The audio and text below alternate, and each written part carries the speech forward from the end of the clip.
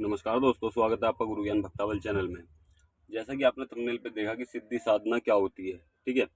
और सिद्धि साधना करने के बाद मतलब कि करते समय और करने के बाद हमें किन किन चीज़ों का ध्यान रखना चाहिए। आज मैं आपको ये चीज़ें बताऊंगा कि किन किन चीज़ों का ध्यान रखना चाहिए। सिद्धि साधना कहते किसे हैं। देखिए, सबसे पहले तो मैं आपको बता दूं कि सिद्धि साधना कहते किसे हैं। सिद्धि साधना हम किसी भी देवता की या देवी की, ठीक है, चाहे वो हमारे इष्ट देव हो, चाहे कुल देवी देवता हो, चाहे हमारे पितृदेव हो, या फिर हम किसी भी देवी देवता की सिद्धि कर रहे हों। यह सिद्धि बहुत सारे देवी देवताओं की होती है। पंचांगुली देवी की साधना होती है, ठीक है। पंचांगुली देवी भूत भविष्य वर्तमान बताने के काम आती है। माता काली की सिद्धि होती है, भैरव बाबा की सिद्धि होती है, हनुमान जी की सिद्धि होती है। तो बहुत सारी उच्च कोटि की भी सिद्धि होती है, ठीक है ना। जो हमारे इष्ट देवी देवता होते हैं वो उच्च कोटि की सिद्धियों में आते हैं। गुरु गोरखनाथ भी उच्च कोटि की सिद्धियों में आते हैं। तो इनमें क्या होता है, आपको किन चीज़ों का ध्यान रखना है। सबसे पहले मैं आपको बता दूं कि सिद्धि साधना करते समय किन चीज़ों का ध्यान रखना चाहिए और किन किन बातों को आपको करना चाहिए और किस चीज़ को नहीं करना चाहिए। देखिए, अगर आपने किसी भी देवी या देवता की सिद्धि कर दी, चाहे वो उच्च कोटि की हो चाहे छोटी हो, ठीक है, आपको वो सिद्धि करने के बाद में किसी भी व्यक्ति को बताना नहीं है कि हमने ये सिद्धि कर रखी है। सिर्फ आप अगर, कई बार ऐसा होता है कि आप सिद्धि कर रहे हो, ठीक है, आपने सिद्धि कर रहे हो, करी नहीं है, कर रहे हो, अभी चल रही है सिद्धि, अभी आपको सिद्धि प्राप्त नहीं हुई, तो आपको किन चीज़ों का ध्यान रखना है। तो सिद्धि करते वक्त आपको इन चीज़ का ध्यान रखना है कि सिर्फ आपको, आपके गुरु को, ठीक है, या फिर आपकी वाइफ हो, माता पिता हो, इनको पता होना चाहिए कि आप ये सिद्धि कर रहे हो। बस ये पता होना चाहिए आप सिद्धि कर रहे हो या सेवा कर रहे हो। ये भी नहीं पता होना चाहिए किस देवी की देवता की सिद्धि कर रहे हो, ठीक है। आप घर में बता सकते हो, कोई भी परेशानी नहीं होती, ठीक है, सिर्फ अपने घर में, बाहर किसी को नहीं। और आपके गुरु को तो पता होगा ही, क्योंकि उन्होंने आपको सिद्धि दी, उन्होंने आपको विधि विधान बताया, सब चीज़ बताया, तो उनको पता होगा। बाकी और किसी को पता नहीं होनी चाहिए। अगर आपने किसी और तीसरे व्यक्ति को पता चली तो वो सिद्धि वहीं खंडित हो जाएगी। आजकल मैंने देखा है यूट्यूब पे, इंस्टाग्राम पे, कई जगह पे देखा, सोशल मीडिया पे, कि लोग सिद्धि कर रहे हैं, तपस्या कर रहे हैं, तो वो वीडियो बना के डाल रहे हैं, ठीक है। अगर आप वीडियो बना के डाल लो कोई दिक्कत नहीं होती, लेकिन आपको किसी भी व्यक्ति को पता नहीं होना चाहिए कि आप कौन सी सिद्धि या सेवा कर रहे हो, ठीक है ना। बहुत से लोग आपने देखा हो धूने पे बैठे, धूने पे तपस्या कर रहे हैं, फिर वो उन्होंने वीडियो बना के वीडियो अपलोड कर दी, लेकिन वो वीडियो अपलोड कर दी, ठीक है, लेकिन उन्होंने ये तो नहीं बताया कि वो किस चीज़ की सिद्धि कर रहे हैं, किस चीज़ की सेवा कर रहे हैं, किस चीज़ की साधना कर रहे हैं। तो ये चीज़ होनी चाहिए, आपको किसी को नहीं बताना कि आप किस चीज़ की सेवा करो। आपको सिद्धि सफल हो गई तब भी आप किसी को नहीं बता सकते कि आपने इस चीज़ की, इस देवी शक्ति की, इस भूत प्रेत की सिद्धि की है। तो ये भूत प्रेत की सिद्धियाँ भी होती है, सेवा साधना सबकी होती है। भूत प्रेत की होती है, जिंद की होती है, मसान की होती है, सबकी सिद्धि साधना होती है। लेकिन आपको इस चीज़ का ध्यान रखना है, आपको किसी भी तीसरे व्यक्ति को पता नहीं चलने देना है कि आपने वो सिद्धि कर रखी है, ठीक है। और एक बात और मैं बता दूं आपको, आपको सेवा सिद्धि किसकी करनी चाहिए। उसकी सेवा सिद्धि करनी चाहिए जिसकी सिद्धि करने के बाद आपको या आपके परिवार वालों को भी कोई दिक्कत ना हो। क्योंकि देखिए, कई बार ऐसा होता है आपने कोई सिद्धि कर ली, ठीक है, और आगे उस चीज को ना चला पाए कोई, और फिर वो सिद्धि जो होती है आगे किसी पे जगह मांगती है कि कोई और भी करे घर में से। अगर उन्होंने नहीं करी तो वो पूरे घर को बर्बाद कर देंगे, नष्टो नाबूद, मतलब कि इस तरीके से कर देंगे, घर में हर एक चीज के लिए परेशान हो जाओगे। इतनी उग्र शक्तियां भी होती हैं।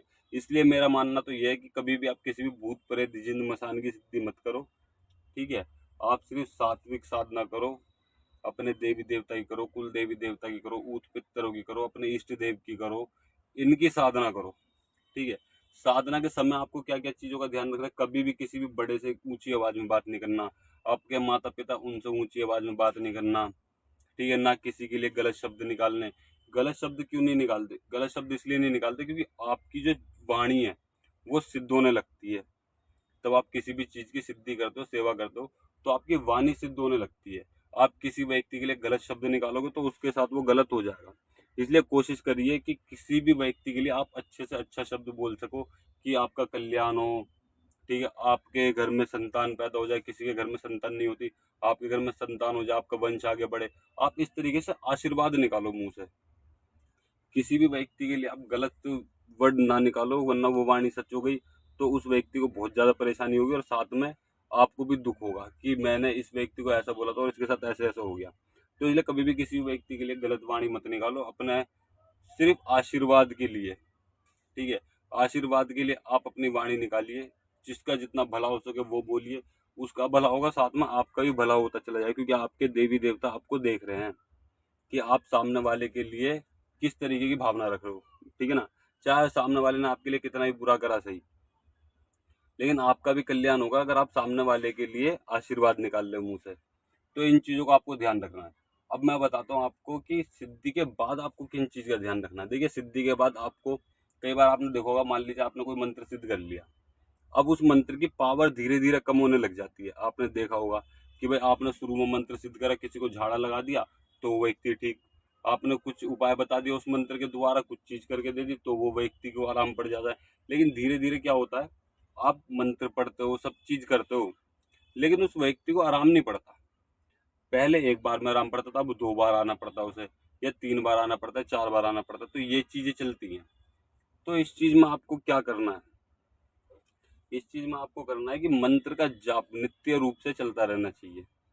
मतलब समझे, मतलब मैं आपको बताता हूँ। मतलब कि ये आपको एक माला, ठीक है, या तो आप रोज उस मंत्र का जाप कीजिए एक माला, या फिर अपने कंठास करते रहिए, उस मंत्र का जाप करते रहिए मन ही मन में, ठीक है। या फिर आपको हफ्ते में एक बार एक माला उस मंत्र का जाप करना, 1 माला, 5 माला, 7 माला, 11 माला, जितनी आप कर सको हफ्ते में एक बार, ठीक है। एक बार उस मंत्र का जाप करना, उससे क्या होगा, उस मंत्र की एनर्जी बनी रहेगी, उस मंत्र की ऊर्जा रहेगी। ऊर्जा धीरे धीरे कम हो जाती है अगर आप किसी भी सिद्धि का या फिर साधना का उपयोग नहीं करते हो। तो आपको उसका अभ्यास करते रहना है, उस मंत्र का जाप करते रहना, उस मंत्र को कंठास करते रहना है, ठीक है। उस मंत्र की ऊर्जा वैसी की वैसी बनी रहेगी जैसी पहले थी, और आपको मतलब कि आराम भी मिलेगा और सब चीज होगा। तो इस चीज को आपका ध्यान रखना है कि इस तरीके को करने से आपकी सिद्धि साधना में आपको रिजल्ट भी अच्छे मिलेंगे और सब चीज मिलेगी। और अगर आप रोज कर सकते हो तो बहुत अच्छी बात है। इन चीजों का आपको ध्यान रखना, कभी भी किसी भी तीसरा व्यक्ति को ये पता नहीं चलना चाहिए कि आपने कोई सिद्धि कर रखी है। और कभी भी देखिए, मेरा मानना तो यह है, जैसे आप देवी देवता खिलाते हो, ठीक है, देखो सब करते हैं, बाकी मैं आपको अपनी राय बता रहा हूँ। जैसे आप देवी देवता खिलाते हो या फिर कोई भी सिद्धि साधना करते हो, तो ये आप कभी भी सोशल मीडिया पर ना डालें, ये मेरा मानना है। और बाकी बहुत से लोग डालते हैं, देखो वो उनका मानना है। मैं इस चीज के लिए किसी को वो कुछ नहीं है, मैं सिर्फ अपनी सोच बता रहा हूँ आपको कि नहीं डालनी चाहिए। बाकी आपके पास ज्ञान है, आप ज्ञान को दो, लोगों का भला करो, जग कल्याण करो जितना आपसे हो सके, ठीक है। सोशल मीडिया पे नहीं डालना चाहिए, क्योंकि बहुत से लोग क्या करते हैं, गलत कमेंट भी करते हैं। मान लीजिए किसी के शीश पे देवी या देवता की सवारी आ रही है, बहुत से लोग गलत कमेंट करते हैं। तो ये गलत कमेंट किसके लिए, देवी देवताओं के लिए। आप चाहोगे कि आपके देवी देवताओं कोई गलत बोले, नहीं चाहोगे ना। तो इसलिए आप ना डालोगे तो अच्छी बात है, और बाकी आपकी इच्छा है, मैं किसी के लिए भी कुछ नहीं कह रहा हूँ ये, ठीक है, ये मैं अपनी राय बता रहा हूँ बस। और अगर आपको और भी ज़्यादा जानकारी चाहिए, ठीक है, तो आप हमें कमेंट कर सकते हैं या फिर हमसे संपर्क कर सकते हैं, हमारे इंस्टाग्राम आईडी पे भी संपर्क कर सकते हैं। और साथ में हम आपको व्हाट्सअप नंबर भी देंगे अपना इस वीडियो में, ठीक है। तो आप हमें व्हाट्सअप नंबर पर भी संपर्क कर सकते हैं।